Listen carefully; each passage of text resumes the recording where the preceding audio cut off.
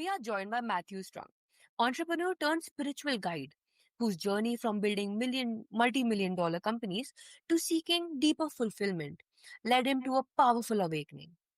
Through concepts like the purpose paradox, fear as fuel, and the hidden path, Matt now helps others cut through the noise of modern living to discover truth, alignment, and a life driven by love instead of fear.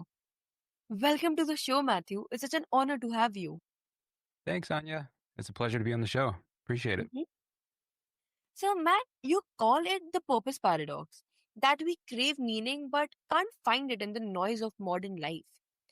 How did you discover this truth in your own journey? Oh, man. Yeah, I guess I'd probably take you back to when I was 19 and started my first business, and I put everything I had into it and failed miserably. And I was bankrupt and depressed and all the good things. And I just felt lost. Yeah, felt lost, felt stuck in life. And then after several years of lots of different grinding, I ended up parlaying my willingness to take risks into successful business ventures. And then, I started a company and I sold it for millions, and I started another company and I sold that for millions. So I started another, and I kept chasing success as I always was taught it should be. And the thing that was odd for me is that even after achieving all of those things that I was told would make me happy, I still felt lost, I still felt stuck. And that made me kind of stop and go, like, what am I doing here? I'm just like flailing around starting businesses, and without ever actually asking, like, why am I doing this? What is it that I'm trying to accomplish? And that set me down a path of trying to discover it, and that's what led me to discover the purpose paradox. Absolutely. But what practices helped you begin clearing out that noise? Yeah. So a lot of things. So basically the purpose paradox in a nutshell says that in order to make real change in life, you need to tie that change to something bigger than yourself, like purpose, identity, those types of things. But the problem is it's nearly impossible to find those things and to find that clarity and to find your truth when you're drowning in the noise of modern day living. So for me, it was practices around, sleep, the basic things, sleep, nutrition, movement, like exercise, things of that nature, digital detox from phones and screens, basically trying to give myself some space to think. And what I found was when I was finally able to create that space, and I was able to start finally seeing my own truth, which ironically wasn't out there in the world where I thought I was supposed to find it. It was always inside of me. I just needed that space. And, again, for me, that space came from those different types of habits and things of that nature that were really just meant to create that room for me to think for once, So I feel like modern day living really has us so wrapped up. Every single moment we fill with something, with our phone, social media, work, whatever. Like you never have a chance to just be. And that's where it kind of started for me, was focusing on those simple basics first to create the space to then find that clarity, to then find my truth, and then work backwards to kind of realigning my life around it. Yeah, and that resonates with so many of us who feel busy yet unfulfilled. Definitely. Yeah. Yep. Yeah. I mean, it's exactly like, we go through the motions, and I feel like a lot of us, at least, we're kind of brought up with an expectation of how we should live our lives and the things we should do to get the things that we should want. And, I don't know that we ever really stop to ask if that's true, like, is that actually what I want? And what do I want? And why do I want it? And who am I? And all those types of things. And I remember having a pretty surreal experience myself where, I was actually, ironically, I think I was doing like some therapy or coaching or something along those lines, but I had an experience where I was not expecting it at all. I was not intending to like start to awaken or find anything. But I had an experience where it felt as though, maybe I met like my higher self or whatever you might want to call it. And yeah, it was just a crazy experience. But again, it's hard to find those things when you're just busy all the time and just keeping yourself distracted. It's hard to make room for that space. Yeah, 100%. And fear is such a powerful driver. Like, how do you see people unknowingly running their lives on fear? I think fear is everywhere, and like in my life, I have this concept I call fear as fuel, where fear is actually can be a powerful fuel source in a way. I ran my businesses off of fear and I didn't realize it. I had fear of failing. I had fear of not being enough. I wanted to show everyone that I could be successful and that I wasn't a big failure. And running business and life with a chip on your shoulder can be powerful fuel. It kept me up late. It kept me grinding through the sales calls when people told me no. It just kept me going because I was so scared to be, prove other people wrong, I guess you could say. But so while it's powerful in that sense and it helped me build some of my businesses, there's like a hidden cost to it as well. Fear is like nuclear energy. It's like there's a fallout from it.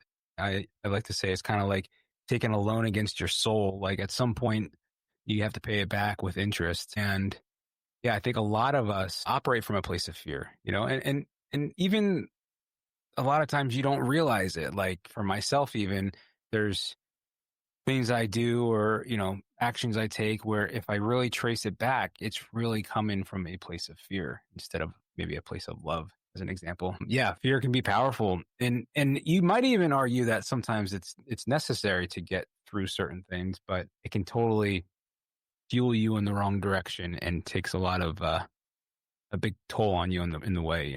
Yeah, makes sense. And what shifts when fear is replaced with love as the driving energy? I think everything really, like, for me, again, and this is in the context of business or with like work and all of that, like I experienced burnout through my companies. But again, that's because I was being driven from a place of fear. So of course I'm getting burned out because the motivation and the driving force is not sustainable. And when I was able to operate more so from a place of love, what I found was it was amazing how much more energy I had and how much more sustainable everything was. An example would be I can work 70 hours a week in a business that I love that's coming from a place of service and like truly coming from a genuine place. I could work 70, 80 hours a week and feel completely 100% free, fulfilled, and happy and all the good things. And conversely, if I'm running out of a place of fear, I could work 20 or 10 hours a week and have all this extra time and still be miserable because, again, the source of the fuel is just toxic. So it's like the freedom I always thought came from money or all these things, but no, like the freedom comes from letting go, I guess, in general, and letting go of the fear and the way it tries to bind you in life and instead operating from a place of love. And I try to do that now. And, obviously I'm not perfect, but it definitely has led to more sustainable practices in business and success has not been hindered because of it. That makes sense. So before I was driven by fear, it was toxic and I was quote successful on paper. After driven by love, feeling far more fulfilled and I was still successful quote on paper. It's like success doesn't have to be independent from that. They can both exist in the same world. Yeah. And that contrast, fear versus love, offers such a simple but profound compass for living. Definitely. Yeah, because I feel like you have micro moment. Like for me, there's micro moments every day where I get to kind of ask myself, am I going to lead with love or lead from fear? And through that lens, it makes things a lot easier. It's like a good filter of source. And another big thing that I've been working on is just continually keeping my awareness up so I can catch the ways that it tries to creep back in. And then I can use that litmus test of like, all right, am I doing this from a place of fear or a place of love? And then the answer makes my next decision pretty easy at that point. That's amazing. And you develop the hidden path, describing three states of being asleep, in between, and awake. How do these states show up in everyday life? Yeah, so the framework I have called the hidden path is basically I was trying to build a system that could help someone move through the three states of being that I call. And the three states, again, state one is the state of being asleep. State two is what I call the in between. And state three is kind of awake, if you would. And asleep in this context simply means that you're going through life, you're going through the motions, kind of unaware of what's driving you. You don't understand your why, you don't understand your fuel. You're just kind of doing the things because you're supposed to do them, and you just do those things. And in that state, it's easy to become resentful, or some people will actually even defend it because questioning that might question their identity in some ways. Yeah. So asleep is that default state, if you would. And then you move into the state of being what I call the in between. You can kind of think of it as like a canyon where the left side is the sleep, state one, and the in between is that canyon part, if you would. And in this state is when you start asking those questions of like, is this really what it is? Or like, there's got to be something more. Like you start asking these questions, and the in between is very messy and disorienting, and it doesn't make a lot of sense.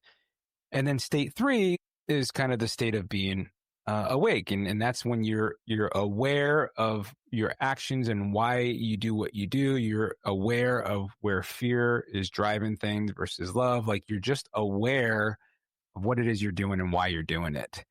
The hidden path is meant to be a framework to help people move through that in-between phase, if you would.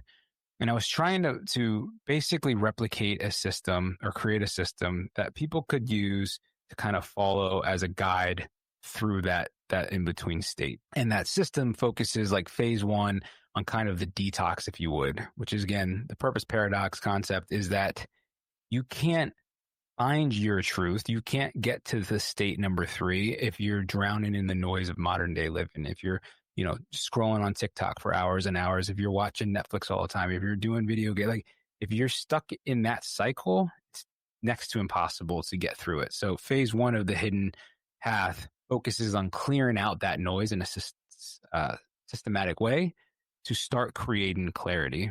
And then phase two of the hidden path is once you start clearing the noise and you start creating space for yourself, then it's to start increasing your awareness and start really working on looking inward. Because in my experience, and I think a lot of people who have gone through this probably agree, like a lot of the answers that we look for are inside of us already.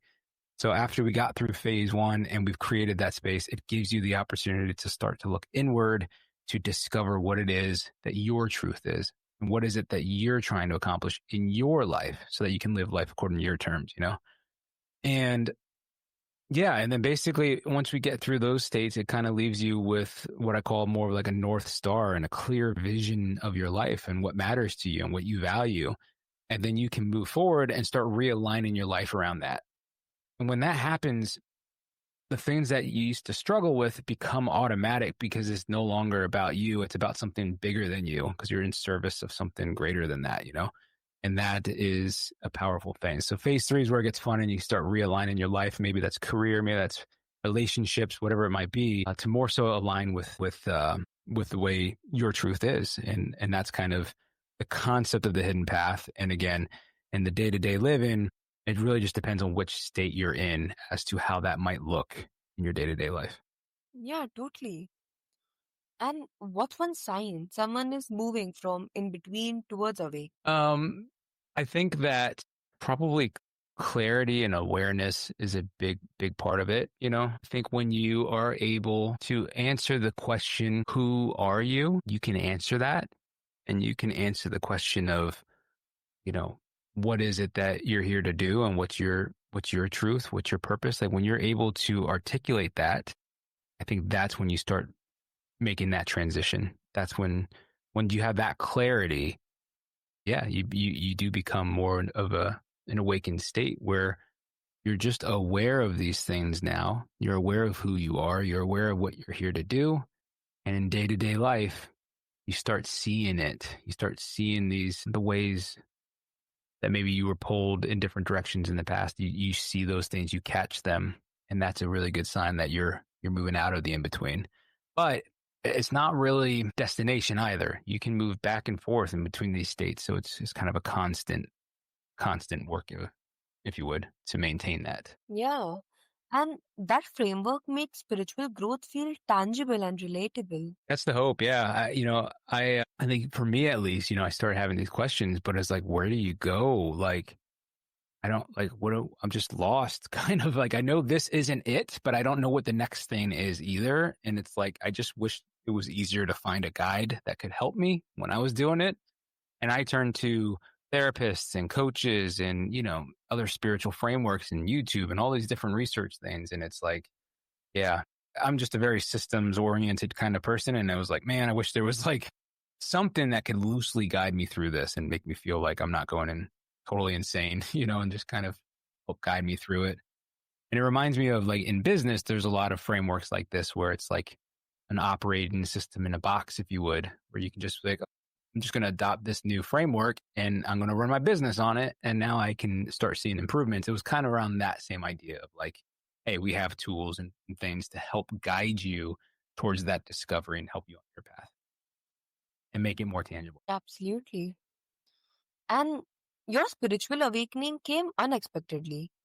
What was the most surprising part of that experience for you? Oh man, a lot of it. Where do I even start? So I had an experience where I felt like I encountered what I would probably call my like higher self or something like that. And it was a very surreal experience. And again, I wasn't expecting, it wasn't like I was trying to do that. I was actually in a totally different headspace and like it just kind of happened.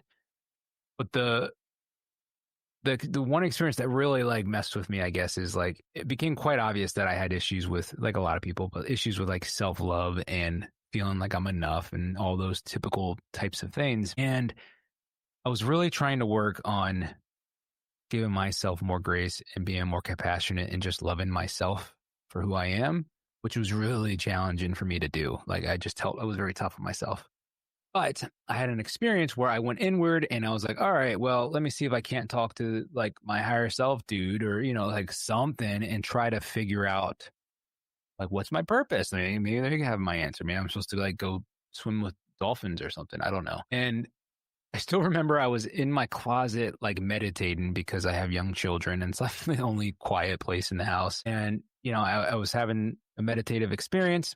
And I remember I was showed a picture of like a bunny, like a cartoon bunny rabbit, which was like felt so random. It came up in my head. And, I ended that session. I'm like, well, that was random. And I went to my wife and I was like, does a bunny mean anything to you? And she said no. And I was like, yeah, this is all right. Maybe I'm just being weird now. Well, fast forward, I ended up putting my daughter to bed and we read some books and we did all of that. And she couldn't sleep. So I told her, just grab some book and read it. And she's sitting there reading and I'm just laying in bed with her. And she says, da da da da do, and something about the bunny rabbit. And I was like, whoa, what did you just say? And she's like, the bunny rabbit. And I was like, what are you reading? And she shows me the front of her book. And it's that same bunny rabbit that I just experienced in my meditation session earlier that day. That same vision I had was on like the cover of her book.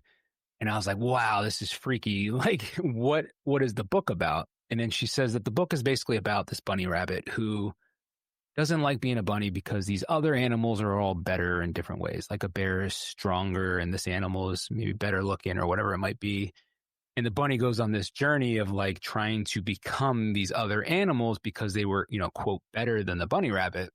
But then at the end of the book, basically ends with the bunny rabbit realizing that, you know what, I'm not meant to be a bear or meant to be these things because I'm perfect just the way I am. And I was like, well, that's a timely message, and it just was really impactful because it just felt too surreal to be coincidental. So yeah, that was probably Yeah, that's so fascinating. But also a powerful shift, like from external achievements to inner alignment. yeah, yep, definitely because I realized that again, I guess what I've been looking for wasn't out there. It was always in here. I just had to create the space to listen. And then you start living from a place of alignment, things start flowing much easier. And yeah, it's so that's what I'm about now. It's just helping people find that for themselves and help realign their lives accordingly so they can start getting traction in life and maybe not feel as stuck as they might feel. That's great. So, what a deeply grounding conversation with Matthew Strunk. His journey reminds us that success without alignment feels empty, But when we anchor in truth, love, and purpose, life becomes infinitely more meaningful. And if you're listening and feeling caught in noise or fear, let this be your invitation to step onto the hidden path towards clarity, awakening, and the light of who you truly are.